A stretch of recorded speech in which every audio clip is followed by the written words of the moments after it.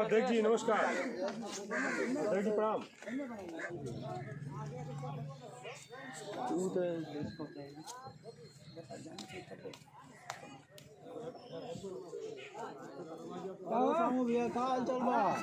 अरे है जना खाना अच्छा खाना खाता है। नरेश कुशवाहा जी, मीरपुर वकील साहब, कमल के फूल पहचानते हो जानते हो कमल को फूल चुनाव चिन्ह कमल को फूल वाली बटन दबे।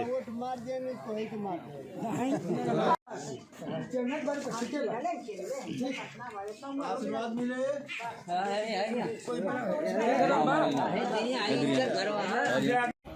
अरे आप हमारे साथ हैं, बदलाव करिए। आप साथ हैं इस बारी तो सब बदलाव हो गया है, हर जन लगा हुआ है बदलाव। पूरी जनता चाहती बदलाव में। सबका दिखाई दे नहीं सब रहे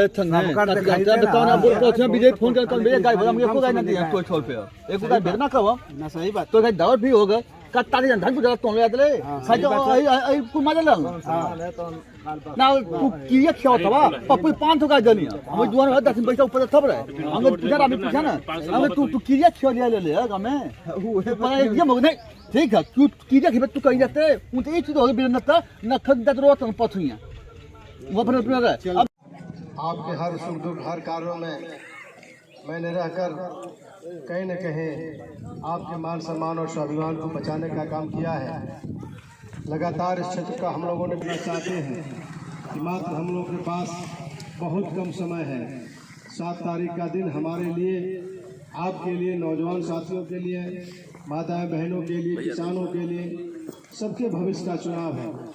सबके जब भविष्य का चुनाव है तो मैं समझता हूँ सबको अपना मन मिजाज बना करके जिस प्रकार से जनता इस चुनाव को लड़ने का काम कर रही है, जाति धर्म से ऊपर उठकर जनता समाजवादी पार्टी के पक्ष में अपना एक वोट देने जा रही है।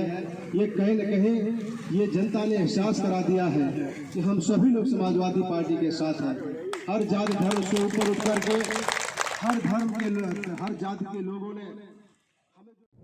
विधायक जी पलाहीपुर में आप मौजूद हैं और क्या लगता है जनता का किस तरह का सहयोग मिल रहा है आपके क्षेत्र में, आपके विधानसभा में? जनता का पूरा भरपूर सहयोग हमारे साथ है और जनता इस बार चुनाव लड़ रही है। जिस प्रकार से जनता हमें पुत्रवत व्यवहार करती है और पुत्रवत व्यवहार करने के साथ स्वयं अपना ये चुनाव को लड़ रही है। देखा जा रहा है एक तरह से बीजेपी जो चुनावी घोषणा की है कि महिलाओं को 40% आरक्षण नौकरियों में देने की बात करें, तमाम वादे कर रहे हैं, तो क्या लगता है कि बीजेपी का ये कितना कारगर साबित होगा विधायक जी आपके साथ? देखिए, इनका जो संकल्प पत्र है वो झूठा है। आपने देखा होगा और सुना भी होगा कि जो पहला इनका संकल्प पत्र था, एक भी संकल्प पत्र पूरा नहीं हुआ। 5 साल पूरे हो गए सरकार के और एक भी संकल्प पत्र का एक भी वादा पूरा हुआ है तो आप बताइए। एक भी संकल्प पत्र का एक भी वादा नहीं पूरा हुआ। ये जो अपना संकल्प पत्र ला रहे हैं ये सरासर झूठ है। जनता इनको नकार चुकी है। चाहे 40% आरक्षण दे, चाहे 50% दे, जनता इनको खदेड़ कर ही मानेगी। डॉक्टर वीरेंद्र यादव विधानसभा अपने जंगीपुर में किस संकल्प के साथ आम जनता के पास पहुंच रहे हैं? विकास ही मेरा संकल्प है। समाजवादियों का विकास ही संकल्प है। पिछले वक्त में विकास हम लोगों ने किया है और पुनः समाजवादी पार्टी की सरकार बनने जा रही है। इसमें पूरा हम लोगों का विकास होगा। आप अपने समाजवादी पार्टी के वचन पत्र और उसके इस अपने जंगीपुर विधानसभा के उस विकास की एक एक इंच की गाथा जंगीपुर विधानसभा में हम लोग लिखने जा रहे हैं। और युवाओं के लिए मैंने कहा भी है कि एक मिनी स्टेडियम बनवाने का काम करेंगे और गाजीपुर जनपद में जो बड़ा स्टेडियम माननीय राष्ट्रीय अध्यक्ष अखिलेश यादव जी दिए थे, वो बाबा मुख्यमंत्री उसको ले जाकर गोरखपुर में बनवाए। पुनः गाजीपुर जनपद में उसी स्थान पर एक बड़ा स्टेडियम बनने का काम करेगा और जंगीपुर विधानसभा में एक मिनी स्टेडियम बनने का काम करेगा। उसके साथ ही अपने विधानसभा में जितनी हमारी खराब सड़कें हैं, जितनी हमारे अन्य नहरें हैं, सारी नहरों लगभग सारी नहरों को, सारी रोडों को हम लोग बनवाने का काम करेंगे। और इसी बोगना में मैंने 132 का भी पावर हाउस स्वीकृत कराने का काम किया है। सरकार जैसे बनेगी उसका कार्य प्रारंभ हो जाएगा। यहाँ की जनता संकल्प पत्र जो है जैसे आपके हैं तो प्रमुख रूप से क्या है सर? इस इलाके का विकास, जैसे मैंने आपको बताया, स्टेडियम, इस ये आप भी मीडिया वाले जानते हो कि ये सब कंपैरिजन करना बहुत आसान है। जनता जानती है, जनता देख रही चीज़ को। तमाम घोषणा पत्र और तमाम वादे और दावे किए जा रहे हैं। बीएसपी का और डॉक्टर मुकेश सिंह का क्षेत्र के लिए क्या प्राथमिकता रहेंगी सर? देखिए, मैं किसी भी शहर का, किसी गांव का, किसी देश का विकास का पैमाना नापा जाता है तो रोड से नापा जाता है। अगर रोड अच्छी होती तो सारी विकास अपने आप पहुँच जाती है।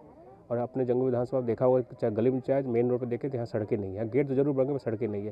तो मेरी प्राथमिकता जो पहले रहेगी इस क्षेत्र के लिए सड़क रहेगी, ताकि सड़कों को पहले दुरुस्त करके लोगों को कनेक्ट किया जाए क्षेत्रों से, गाँव से शहर की तरफ विकास का रास्ता खुला, ताकि कुछ लोग यहाँ इंडस्ट्रीज पैदा कर सके। तो तमाम तरह की चीज़ें। और बहुजन समाज पार्टी हमेशा प्रोग्रेसिव सोच चलती है और समाज के साथ चलती है, समाज को लेकर चलती है। अब इन्होंने अपना तो विकास एजेंडा दे दिया, एक अपना मोमेंटम दे दिया, उसका कोई मतलब नहीं है। वो सरकार बनेगी तब ना कुछ लागू कर पाएगी। सरकार उनकी बनी नहीं रही। सरकार तो बीएसपी की बनने जा रही है। बस जिस तरह से मीडिया ने पहले आकलन किया था बीएसपी के बारे में, आज मीडिया उसका आकलन बीएसपी के बारे में बदल चुका है। अब गाजीपुर में ही जहाँ पे हम आप लोग 0 काउंट करते थे, आज 4-5 सीटों पर बीएसपी नंबर 1 चल रही है। और समय की बात है, कुछ ही दिन समय बात है, आपको कुछ रिजल्ट दिख जाएगा। कहा जा रहा है कि सपा का बयार चल रहा है, लहर चल रही है अखिलेश की, सत्ता में आ रहे हैं, सरकार बनाने जा रहे हैं। तो ऐसे में 7 विधानसभा जीतने का भी दावा कर रहे हैं। क्या लगता है सर? मुझे तो कोई लहर दिख नहीं रही है। भगवान जाने वो किस मुंह से बोल रहे हैं, पर कुछ लहर दिख नहीं रही है। और विधानसभा में मैं तो जहाँ खड़ा हूँ, जिस विधानसभा में, ये विधानसभा में जनता बता रही है कि कौन जीत रहा है। जमनिया में देख लीजिए, सैदपुर में देख लीजिए, जौहराबाद में देख लीजिए। गठबंधन होने के बावजूद भी वहाँ हमारी प्रत्याशी भारी पड़ रही हैं। हर विधानसभा में हम भारी पड़ रहे हैं। जखनिया में विजय कुमार के आने से वहाँ समीकरण बदल चुका है। तो वो कहने की बात है। और एक बात, अखिलेश यादव के सत्ता की हवा की जो लहर चल रही है, यहाँ जनता उनको पसंद नहीं करती है। डॉक्टर साहब, आप पहली बार चुनावी मैदान में इस क्षेत्र से आए हैं, जनता आपको वोट क्यों दे? जनता मुझे वोट इसलिए, मैं रोड की बात कर रहा हूँ। जनता वोट इसलिए मुझे सड़क की बात कर रहा हूँ, नाली की बात कर रहा हूँ, खड़ंजा बात कर रहा हूँ, विकास की बात कर रहा हूँ, स्वास्थ्य की, शिक्षा की, रोजगार की बात कर रहा हूँ। जो एक नेता को करना चाहिए वो मैं बात कर रहा हूँ, इसलिए जनता मुझे वोट देगी। Thank you sir. Ramnaresh ji, BJP ने आपको दोबारा पुनः इस क्षेत्र से अपना भरोसा जताया है, आपको प्रत्याशी के तौर पर देखा जा रहा है। क्या माहौल है, क्या लगता है सर इस बार? देखिए, भारतीय जनता पार्टी की सरकार ने, चाहे केंद्र की हो चाहे प्रदेश की सरकार, जनहित में बहुत काम किए हैं। जनता का एक भरोसा है कि भारतीय जनता पार्टी की सरकार बनेगी तो शेष जनहित के कारण, जो गरीबों के हित में हो, जो आवागमन की सुविधा हो, या जो भी आवश्यकता, मूलभूत आवश्यकता है, सरकार बनेगी तो उसको भी पूरा किया जाएगा। क्या प्राथमिकता रहेंगे रामनरेश कुशवाहा अगर जीतते हैं? मैं इस प्रकार का प्रयास करूंगा कि जनता का जो कहीं थोड़ी रास्ता वगैरह के कठिनाई हुई, जो जनप्रतिनिधि का दायित्व है कि उसकी ओर ध्यान दे। हमको लगता है कि पूर्व विधायक ने उस तरह ध्यान नहीं दिया। उन कामों को प्राथमिकता रहती है कि आवागमन सुविधा उपलब्ध हो जाए ठीक से। दूसरी बात, जंगीपुर विधानसभा में उच्च शिक्षण संस्थान, मैं चाहता हूं कि अवसर मिला तो सरकार के माध्यम से खोले जाए। एक बड़े औद्योगिक कारखाने की भी आवश्यकता है, ताकि यहाँ के नौजवान यहीं से शिक्षा प्राप्त करके अपने घर से ही रह करके रोजगार प्राप्त करें। यह मेरा प्रयास रहेगा। शेष जनता के लिए मैं हमेशा उपलब्ध रहता हूँ। चुनाव निश्चित नहीं, कुछ समझ में नहीं आता।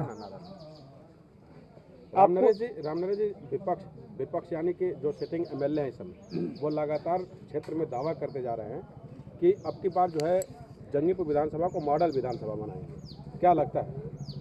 समाजवादी की पार्टी की सरकार में मॉडल विधानसभा बनाए जाने की कल्पना भी नहीं की गई थी। एक ही पार्टी के तीसरे विधायक इस विधानसभा में, आगे हम क्या करेंगे, मैंने वर्तमान में क्या किया है यह जनता जानती है। इस ओर सिर्फ जबानी कहना कि मॉडल विधानसभा बनाएंगे, जनता जानती है कि उनके हित में कभी कोई काम नहीं, दुख दर्द में काम नहीं। मॉडल विधानसभा बनाना समाजवादी पार्टी या वर्तमान विधायक के सोच में नहीं हमको लगता। समाजवादी लहर चल रही है, ऐसा कहा जा रहा है, अखिलेश यादव की लहर चल रही है। क्या लगता है कि इस बार बदलाव होगा जंगीपुर में? जंगीपुर विधानसभा की जनता निश्चित रूप से ठान चुकी है कि योगी जी के नेतृत्व में एक मजबूत सरकार बनने जा रही है। समाजवादी पार्टी या वर्तमान विधायक से सर्व समाज का विश्वास उठ चुका है। राम नरेश कुशवाहा